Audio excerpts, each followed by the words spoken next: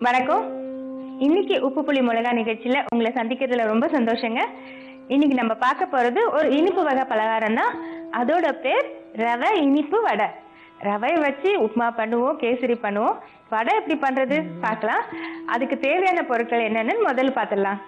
ரவை, மைதா, சர்க்கரை, உப்பு, ஏலக்காய் பொடி, எண்ணெய். தேவையான பொருட்கள்லாம் பார்த்தாச்சு. இப்போ ரவை இனிப்பு வடை எப்படி செய்யறதுன்னு பார்க்கலாம். முதல்ல நம்ம ஒரு பவுல் எடுத்துக்கலாம். இதுல ரவை, மைதா இது ரெண்டையும் கொஞ்ச நேரம், அதாவது நல்லா பிசையணும். பிசைஞ்சிட்டு 1 மணி நேரம் நம்ம ஊற வைக்கணும். இப்போ நான் ரவையை சேர்த்துக்கிறேன். இதோட அளவு எப்படின்னா, ரவை ஒரு 200 கிராம் எடுத்தீங்கன்னா மைதா 200 கிராம் எடுத்துக்கோங்க. சர்க்கரை ஒரு 100 கிராம் எடுத்துக்கிட்டா போதும். நான் இப்போ கம்மியாக தான் பண்ண போறேன். ஸோ அந்த அளவு தான் எடுத்துக்கிறேன். இப்போ இதுக்கு தேவையான அளவு சர்க்கரை,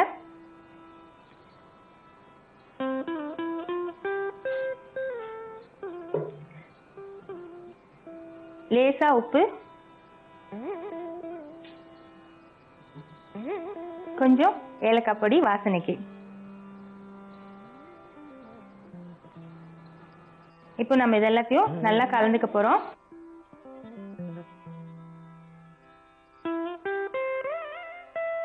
இப்போ நம்ம இதை தண்ணி ஊற்றி கொஞ்சம் கெட்டியா பிசைஞ்சு வச்சுக்கணும். அட்லீஸ்ட் ஒரு 1 hour ஊறணுங்க.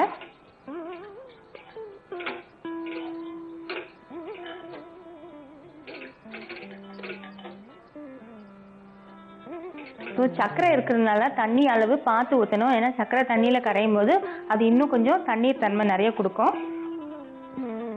ஆனா ரவை ஊறுற அளவுக்கும் தண்ணி பதம் வேணும் இல்லையா? ஸோ கரெக்டா இருக்கும்.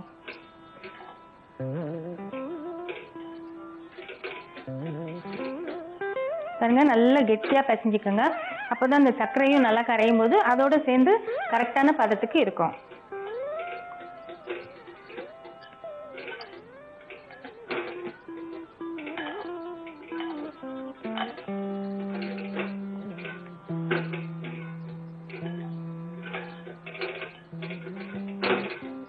இப்போ இந்த மாவு நல்லா பிசைஞ்சிட்டோம்.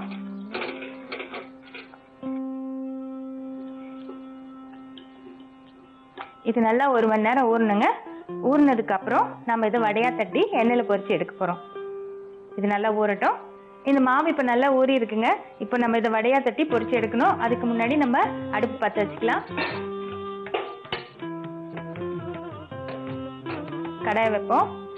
வடை பொரிக்கிறதுக்கு தேவையான அளவு எண்ணெய் ஊற்றிக்கலாம்.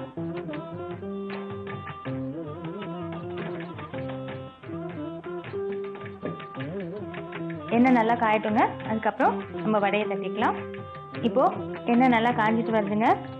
அதுக்குள்ள நம்ம வடையை தட்டிடலாம். லேசா எண்ணெய் தொட்டுக்கோங்க.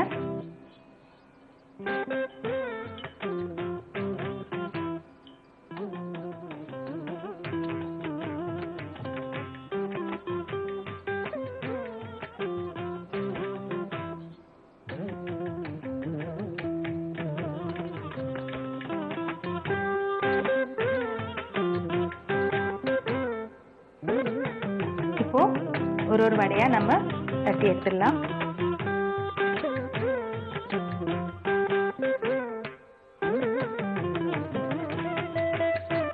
இப்போ இந்த வடையை 2 பக்கமும் நல்லா பொன்னிறமா வறுத்து எடுத்துக்கலாம்.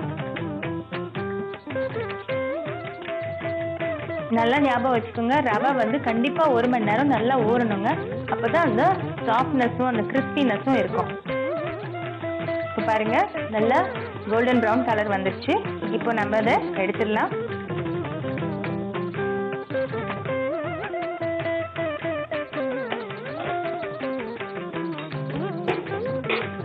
அடுப்பு ஆஃப் பண்ணிடுறேன்.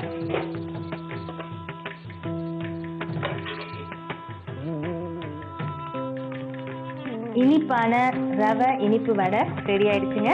இது எப்படி செய்யறதுன்னு ஒரு சின்ன ரீகேப் பார்க்கலாம். முதல்ல ஒரு பாத்திரத்துல ரவை, மைதா, சர்க்கரை, கொஞ்சம் உப்பு, ஏலக்காய் பொடி இதெல்லாம் சேர்த்து கெட்டியா பிசைஞ்சு எடுத்து வச்சுக்கோங்க. இந்த கலவை 1 மணி நேரம் நல்லா ஊறணும். அதுக்கப்புறம் அடுப்பு பற்ற வைங்க. கடாயை வச்சு எண்ணெய் அதில் சூடாக்குங்க. எண்ணெய் சூடானதும் நாம ஊற வச்சிருக்கிற மாவை சின்ன சின்ன உருண்டைகளாக்கி வடை போல தட்டி எண்ணெயில நல்லா பொரிச்சு எடுங்க. வடை நல்லா பொன்னிறமா செவந்ததுக்கு அப்புறம் எடுத்து சர்வ் பண்ணுங்க. இப்போ உங்களுக்கு இனிப்பான ரவை இனிப்பு வடை ரெடி.